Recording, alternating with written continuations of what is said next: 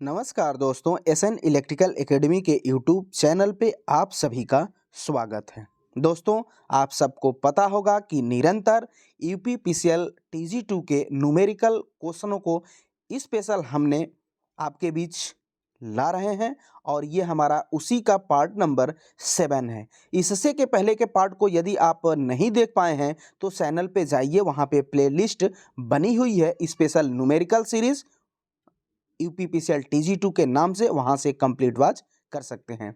Video को complete watch कीजिएगा, साथ ही साथ वीडियो अच्छी लगे तो वीडियो को लाइक कीजिएगा और अपने दोस्तों में शेयर भी कीजिएगा।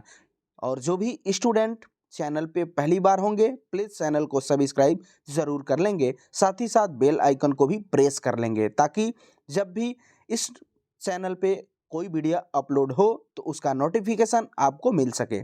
तो चलिए बिना देर किए हम फर्स्ट नंबर क्वेश्चन का डिस्कशन करते हैं। फर्स्ट नंबर है क्या, यही देखना है। तो देखिए यहाँ पे फर्स्ट नंबर जो है कि 900 आरपीएम पर चल रहे 50 हर्ट्ज 6 पोल 3 फेज प्रेरण मोटर की दक्षता क्या होगी। 900 आरपीएम उसके रोटर की स्पीड दिया गया है और 50 हर्ट्ज फ्रीक्वेंसी है, पोल की संख्या 6 पोल है। तो आपको बताना है कि इस मोटर की इफिशियंसी दक्षता क्या होगी। तो इसके लिए अगर स्पीड में कहा जाए कि रोटर स्पीड और सिंक्रोनस स्पीड के टर्म में इफिशियंसी का फार्मूला बनता क्या है, तो क्या है percentage efficiency equal to rotor speed upon synchronous speed NS और इंटू 100 हो जाएगा। ये तो रहा फार्मूला। अब हमको ये क्वेश्चन में दिया क्या गया है, तो देखिए 900 आरपीएम दिया गया है, ये जो है रोटर स्पीड है यानी एनआर का मान दिया गया है। हमको एनएस का मान निकालना है 50 हर्ट्ज फ्रीक्वेंसी पर और 6 पोल पे।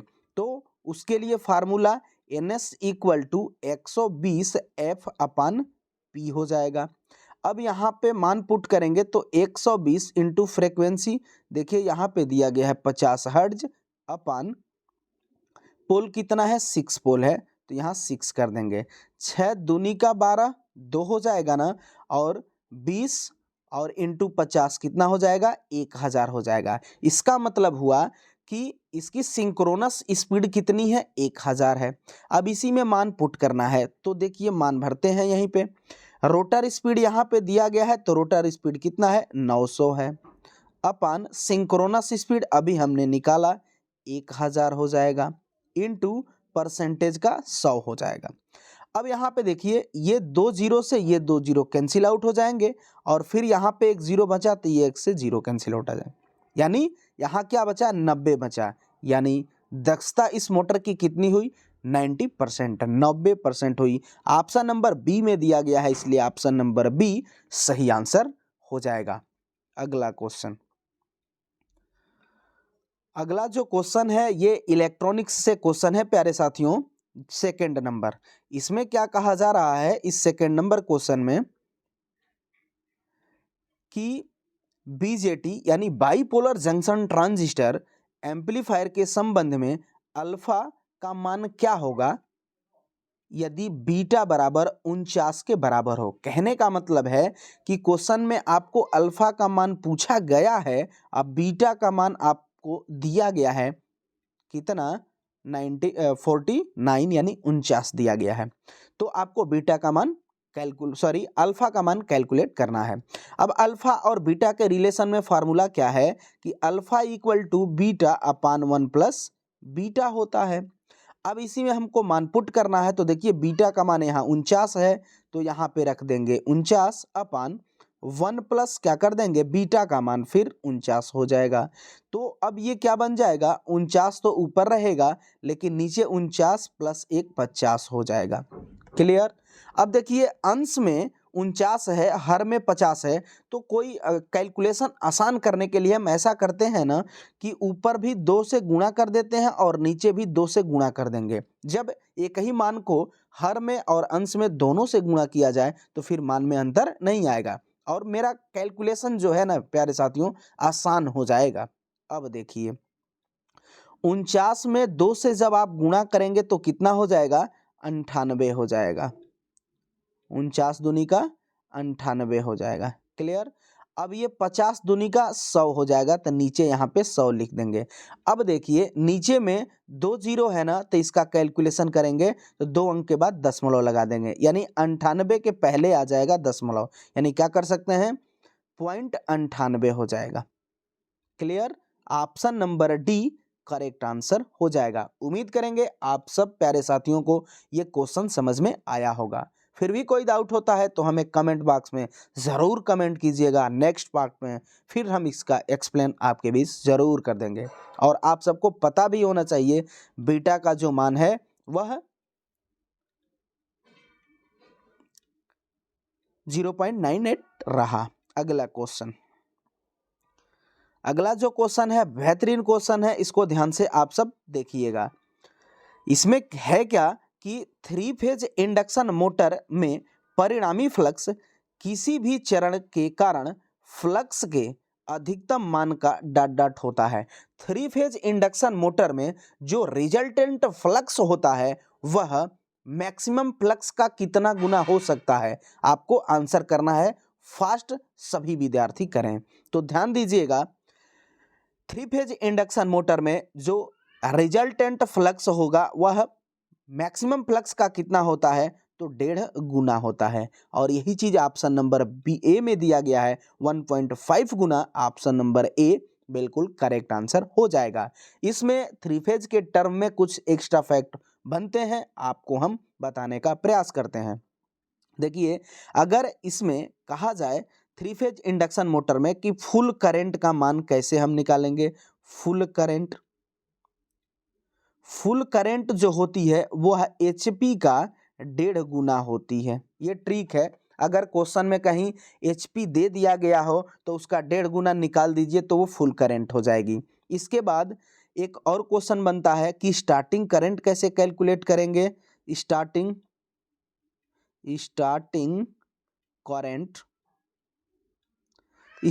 करंट जो होती है वह फुल करंट का कितना गुना हो जाएगी, 5 गुना हो जाएगी या 6 गुना हो जाती है। ठीक, इसमें एक और टर्म आता है फ्यूज कैपेसिटी। तो फ्यूज कैपेसिटी का फार्मूला क्या बनेगा, फ्यूज कैपेसिटी जो होगी वह फुल करंट का 1.5 गुना फ्यूज कैपेसिटी होगी। तो ये तीनों लाइन जरूर याद कीजिएगा, पूरी संभावना रहेगी कि यूपीपीसीएल में यहाँ से क्वेश्चन बनेंगे। जब आपको एचपी दिया रहे और कहे कि फुल करंट का मान बताइए, तो एचपी का 1.5 गुना कर दीजिए, वो आंसर आ जाएगा। फिर स्टार्टिंग करंट कहे तो फुल करंट का अगर 5 या 6 गुना करते हैं तो आपका आंसर आ जाएगा स्टार्टिंग करंट का। फिर कहता है फ्यूजिंग कैपेसिटी बताइए, तो फुल करंट का ही आप 1.5 गुना कर दीजिएगा तो वह फ्यूज कैपेसिटी आ जाएगी। मतलब उस मोटर की फ्यूज कैपेसिटी क्या है वो आपको मिल जाएगा। अगला क्वेश्चन, अगला जो क्वेश्चन है 4 नंबर, इसमें क्या है कि एक शंट जनरेटर 230 वोल्ट पर 450 एम्पियर प्रदान करता है। शंट क्षेत्र और आर्मेचर क्षेत्र प्रतिरोध क्रमशः 50 ओम और 0.03 ओम है। तो जनरेटर में निर्मित होने वाले विद्युत वाहक बल का मान क्या होगा। जनरेटर है तो जनरेटर में बैक ईएमएफ और टर्मिनल वोल्टेज के केस में आपका इक्वेशन बनता है प्यारे साथियों, V equal to EG minus IA/RA। और यहाँ पे EG का मान पूछा गया है, जनरेटिंग वोल्टेज का मान पूछा गया है, टर्मिनल वोल्टेज का मान दिया गया है 230 वोल्ट और लोड करंट जो दिया गया है वो 450 एम्पियर है।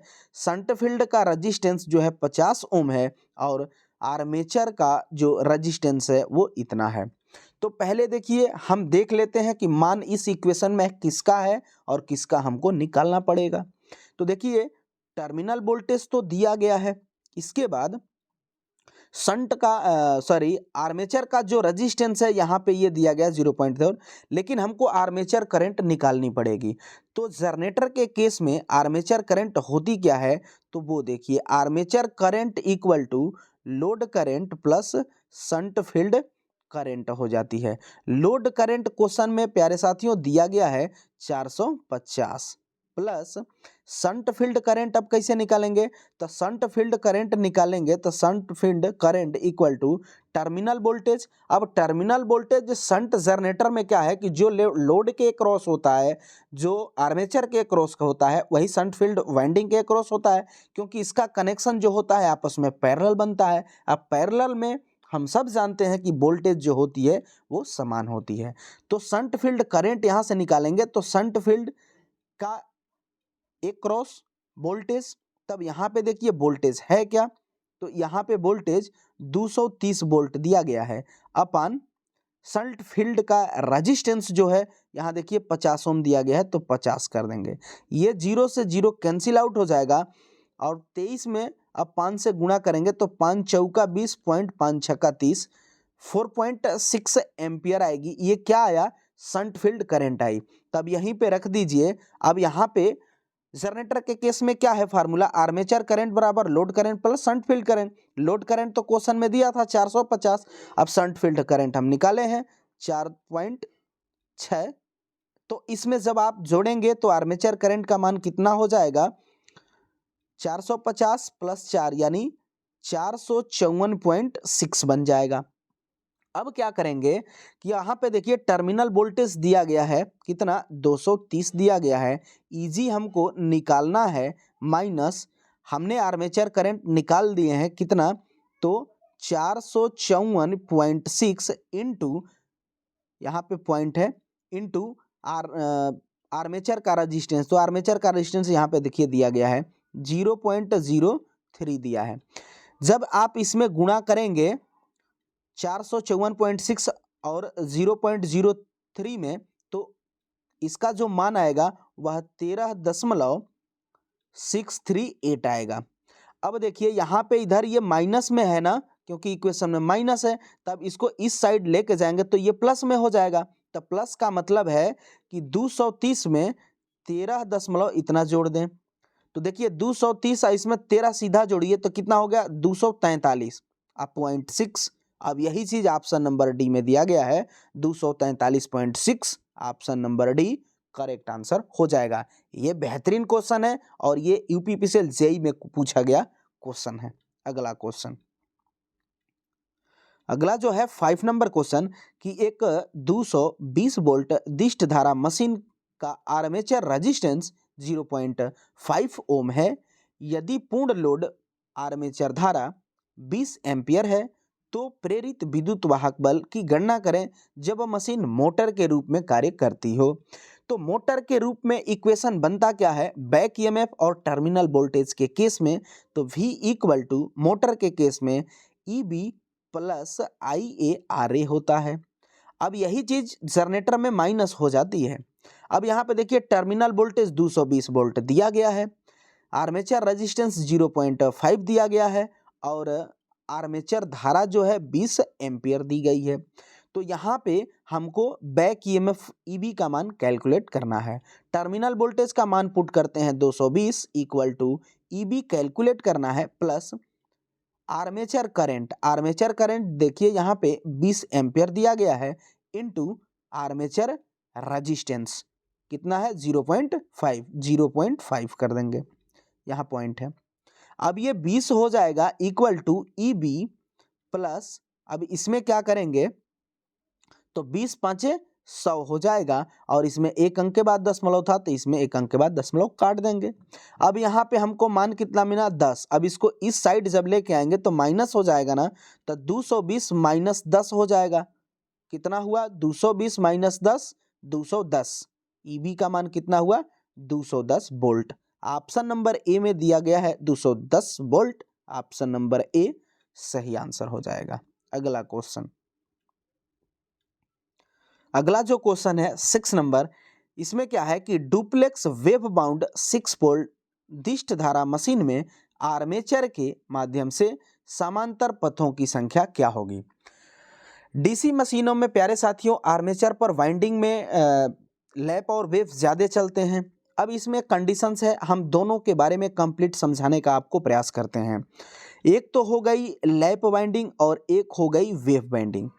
इसमें सिर्फ हम चर्चा करेंगे पैरेलल रास्ता और पोल के टर्म में क्या कंडीशंस होंगे। तो देखिए, अगर इसमें कहेगा कि समांतर पथ की संख्या लैप में कैसी बनेगी, तो समांतर पथ की संख्या लैप बाइंडिंग में पोल इंटू प्लेक्स होता है, पोल इंटू प्लेक्स हो जाएगा। अब पोल जितने भी होंगे और इंटू प्लेक्स, अब प्लेक्स में क्या होता है, सिंप्लेक्स होता है, तो सिंप्लेक्स में 1 रखते हैं प्लेक्स के जगह पे। डुप्लेक्स रहेगा तो प्लेक्स के जगह पे 2 रखते हैं। ट्रिप्लेक्स रहेगा तो प्लेक्स के जगह पे 3 रखते हैं। क्वाडुप्लेक्स होगा तो प्लेक्स के जगह पे 4 लेंगे। यहीं तक बनता है क्वेश्चन। अब यही चीज वेव में है तो क्या करेंगे, तो वेव में क्या होता है, 2 इंटू प्लेक्स होता है। ये चीज याद रखिएगा, लैप में पोल इंटू प्लेक्स बन रहा है, लेकिन वेव में 2 इंटू प्लेक्स बन रहा है। आज सेम वैसे ही अब कंडीशन आएगा। अगर सिंप्लेक्स कहता है तो प्लेक्स का मान 1 ले लेंगे। अगर डुप्लेक्स कह रहा है तो प्लेक्स का मान 2 ले लेंगे। अगर ट्रिप्लेक्स कह रहा है तो प्लेक्स का मान 3 ले लेंगे। अगर क्वाडुप्लेक्स कह रहा है तो प्लेक्स का मान 4 ले लेंगे। सिर्फ अंतर है कि पैरेलल रास्तों के निकालने की संख्या वेव में 2 से गुणा करेंगे और पोल में लैप में पोल इंटू प्लेक्स करेंगे। अब यहाँ पे डुप्लेक्स है, यानी आपको ध्यान हो जाना चाहिए कि डुप्लेक्स है तो इसमें प्लेक्स के मान में 2 लेंगे। और अब आइए कि वाइंडिंग कौन सी है, तो यहाँ पे देखिए वेव बाउंड है, यानी वेव बाइंडिंग है। तो वेव बाइंडिंग में प्लेक्स का मान 2 है तो ये फार्मूले का 2 आएगा। तो कितने रास्ते बने पैरेलल रास्ते, 2 दूनी का 4, 4 बन जाएंगे। अब यही चीज ऑप्शन नंबर बी में दिया गया है, ऑप्शन नंबर बी सही आंसर हो जाएगा। अगर यही क्वेश्चन लैप बाइंडिंग के लिए रहता प्यारे साथियों तो क्या बनता, तो लैप में हम पोल को देखते, तो पोल 6 है तो यहाँ 6 रखते। आप प्लेक्स यहाँ 2 है तो 2 रखते, तो 6 दूनी का 12 हो जाता। तो लैप के कंडीशन में इसका आंसर 12 रहता। चूंकि क्वेश्चन में यहाँ पे वेव के टर्म में पूछा है तो 2 गुणे प्लेक्स केवल 4 रास्ते बनेंगे। उम्मीद करेंगे आपको ये क्वेश्चन समझ में आया होगा। अगला क्वेश्चन, अगला जो क्वेश्चन है 7 नंबर, इसमें है कि 250 by 3000 volt 50 hertz single phase transformer के कोर में अधिकतम फ्लक्स घनत्व 1.2 वेबर बाई मीटर स्क्वायर है। यदि विद्युत वाहक बल प्रति मोड का मतलब है प्यारे साथियों प्रति टर्न 8 वोल्ट है, तो द्वितीयक मोड यानी द्वितीयक टर्न में वोल्टेज की गणना करनी है। देखिए ये क्वेश्चन लिखने में बहुत लंबा लिखा गया है, लेकिन इसका आंसर आप देखेंगे तो चुटकियों में हो जाएगा। क्वेश्चन समझने का आप प्रयास कीजिएगा। लास्ट वाली लाइन देखिए, तो यहाँ लिखा है कि यदि द्वितीयक वाहक बल मतलब विद्युत वाहक बल प्रति पोल प्रति टर्न 8 वोल्ट है, तो सेकेंडरी वाइंडिंग में टर्न की संख्या बताइए। तो जब यहाँ रेशियो इसका वोल्टेज का दिया गया है तो हम आप सबको भी पता होगा कि पहले जो देता है वो प्राइमरी का वोल्टेज होता है और जो बाद में देता है वो सेकेंडरी का वोल्टेज है। यहाँ पूछा गया है सेकेंडरी का, तो हम सेकेंडरी का ले लेंगे। तो सेकेंडरी का वोल्टेज कितना है, 3000 है, 3000 है अपान प्रति विद्युत वाहक बल वोल्टेज कितना है, तो 8 वोल्ट है, तो इसमें 8 से भाग दे देंगे। 8 से जब आप भाग देंगे तो पहले 2 से कैंसिल कीजिए इसको, तो 2 चौका 8 और 2 15 हो जाएगा, तो ऊपर ये 1500 हो जाएगा।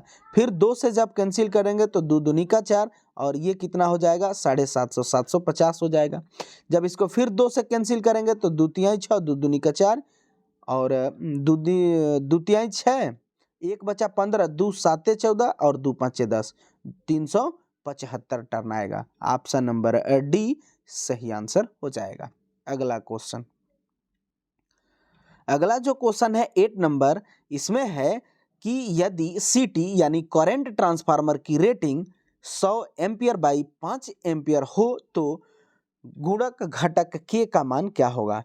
सीटी का मतलब होता है ये इस ट्रांसफार्मर की कैटेगरी में 2 प्रकार के इंस्ट्रूमेंट ट्रांसफार्मर आते हैं।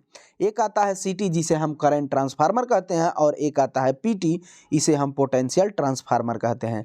सीटी का प्रयोग हम हायर करंट को मेजर करने के लिए करते हैं और सीटी एक स्टेप अप ट्रांसफार्मर की तरह वर्क करता है। पीटी जो है, पीटी से हम हायर वोल्टेज को मेजर करते हैं और पीटी एक स्टेप डाउन ट्रांसफार्मर की तरह वर्क करता है।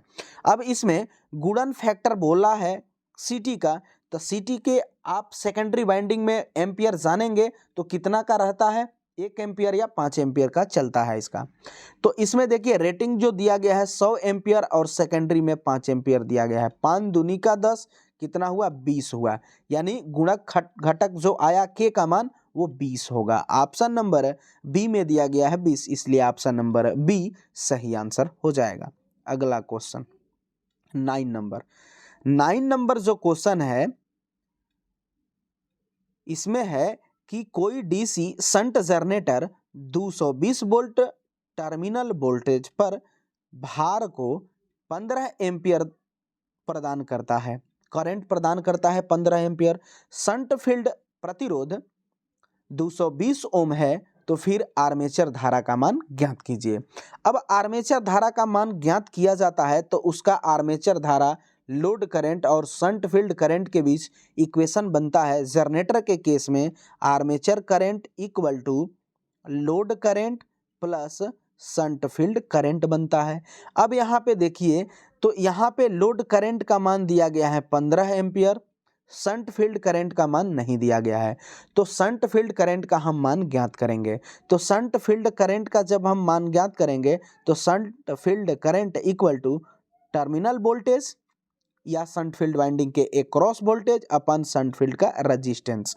अब शंट जनरेटर होता है तो लोड, आर्मेचर और शंट फील्ड वाइंडिंग के एक्रॉस टर्मिनल वोल्टेज जो हो इसका वोल्टेज मिलता है वह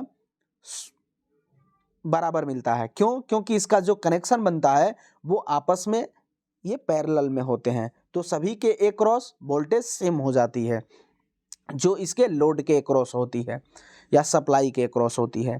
तब यहाँ पे क्या है कि यहाँ पे देखिए टर्मिनल इसका वोल्टेज कितना है, 220 वोल्ट है, तो फिर आर्मेचर के एक्रॉस ही तो हमारी शंट फील्ड वाइंडिंग इंक्लूड है ना, जुड़ी हुई है। तो फिर आप सब जानते हैं कि पैरेलल में वोल्टेज सेम होता है, तो फिर इस सर्किट पर भी इसको 220 से मिलेगा, तो यहाँ 220 कर देंगे अपन शंट फील्ड रेजिस्टेंस। यहाँ देखिए 220 दिया गया है तो 220 कर देंगे, कट जाएगा एक बार में, यानी शंट फील्ड करंट का मान कितना मिला, 1 एम्पियर मिला।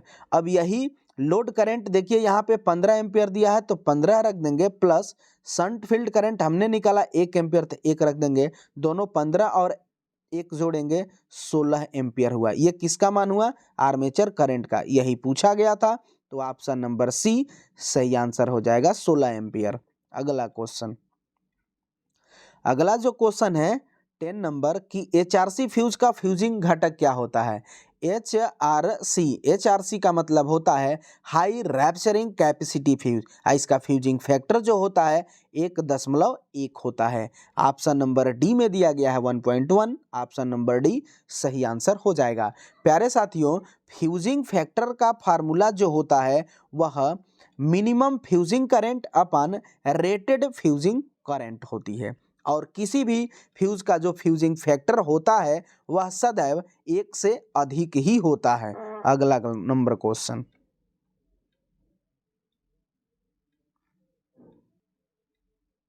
अगला जो क्वेश्चन है 11 नंबर, इस 11 नंबर क्वेश्चन को आप देखिए। 11 नंबर क्वेश्चन में क्या है कि 10 एम्पियर की भारित धारा वाले किसी स्थापना में क्षरण धारा यानी लीकेज धारा डॉट डॉट से अधिक नहीं होनी चाहिए। आप सब जानते होंगे कि अगर लीकेज करंट की बात किया जाए, लीकेज करंट इक्वल टू होता है फुल करंट इंटू 1/5000 होता है। ये तो फार्मूला होता है ना कि fusing current equal to full current into 1/5000 होता है। अब यहाँ पे देखिए फुल करंट का मान दिया गया है 10 एम्पियर, तो 10 रख देंगे अपन 5000 कर देंगे। अब ये 5000 करेंगे तो यहाँ से 5 से ये 10 कटा दिए, 5 दूनी का 10। अब क्या बना, 2 बटा नीचे में 1000 बन गया। अब 1000 बन गया तो इसको और हम क्या लिख सकते हैं, तो इसको लिख सकते हैं 2/10⁻³ लिख सकते हैं। और जब इसको और ऊपर लेके जाएंगे, अब इसको अंश में लेके जाएंगे 10⁻³ को, तो वो बन जाएगा 2 × 10⁻³ और आप सब जानते हैं कि 1 मिलीमीटर में कितना मीटर होता है, 10⁻³ होता है। तो इसको अब क्या लिख सकते हैं, 2 मिली एम्पियर लिख सकते हैं। और ऑप्शन नंबर बी में दिया गया है 2 milli ampere. Option number B सही आंसर हो जाएगा। उम्मीद करेंगे ये क्वेश्चन आप सब प्यारे साथियों को समझ में आया होगा। ये क्वेश्चन 12 नंबर बेहतरीन क्वेश्चन है, ध्यान से आप देखिएगा। इसमें है कि यदि किसी परिपथ में 20 ओम और 30 ओम के दो प्रतिरोधक और पूरे परिपथ पर 50 वोल्ट का विभवांतर लगा है, 30 ओम प्रतिरोध पर वोल्टेज की गिरावट क्या होगी।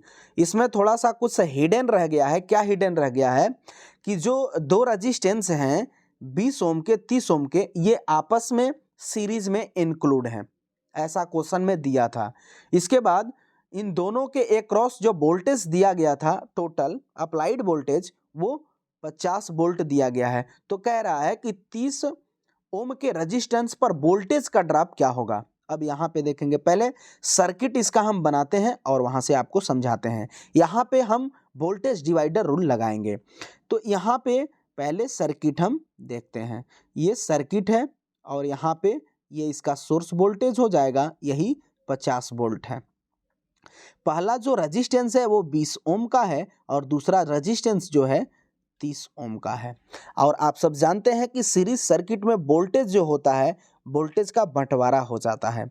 अब यहाँ पे हम मान लेते हैं कि 20 ओम के अक्रॉस वोल्टेज जो है वो V1 है और 30 ओम के अक्रॉस वोल्टेज जो होगा वो V2 होगा। तो फार्मूला वोल्टेज डिवाइडर रूल से क्या लगेगा वो देखिए। अगर V1 का मान निकालते हैं तो क्या बनेगा, V1 equal to total voltage 50 into V1 के अक्रॉस रेजिस्टेंस कितना है, 20 है, तो 20 अपान टोटल रेजिस्टेंस का नीचे योगफल कर लेते हैं। तो 20 और 30 50 हो जाएगा, यानी ये 50 से ये 50 कैंसिल हो जाएगा, यानी V1 का मान कितना आया, यानी 20 ओम रेजिस्टेंस के अक्रॉस वोल्टेज कितना आया, 20 वोल्ट आ गया। अब इसी तरीके से V2 निकालते हैं। क्यों, क्योंकि हमसे V2 का मान पूछा था ना, 30 ओम के अक्रॉस पूछा है, तब उसको निकालते हैं। V2 का निकालेंगे तो टोटल वोल्टेज यानी सोर्स वोल्टेज तो दिया गया है 50, तो 50 रख देंगे इनटू, अब जिसके हम निकाल रहे हैं वोल्टेज अक्रॉस उसी के मान रेजिस्टेंस लेंगे। तो V2 निकाल रहे हैं तो V2 का रेजिस्टेंस मान कितना है, 30 है, तो यहाँ 30 रख देंगे अपान दोनों रेजिस्टेंस का योगफल। तो कितना हो जाएगा, 20 30 50 हो जाएगा। फिर ये 50 से 50 कैंसिल हो जाएगा। V2 का मान कितना आया, 30 आया, वोल्ट आया। उम्मीद करेंगे आपको ये क्वेश्चन समझ में आया होगा। अगर इसमें और भी इंक्लूड रहते तो उसी तरीके से करते, ऊपर जैसे रख रहे हैं वैसे ही रखते, नीचे में जितने रेजिस्टेंस जुड़ते सीरीज में सबका नीचे में योगफल कर देते।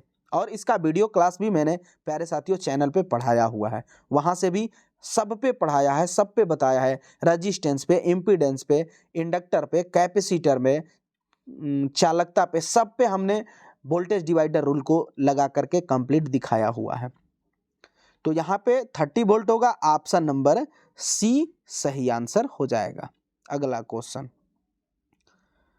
अगला जो क्वेश्चन है 13 नंबर, इसमें है कि एक तरंग प्रारूप का आवृत्ति समय 2 मिलीसेकंड है, इसकी आवृत्ति की गणना कीजिए।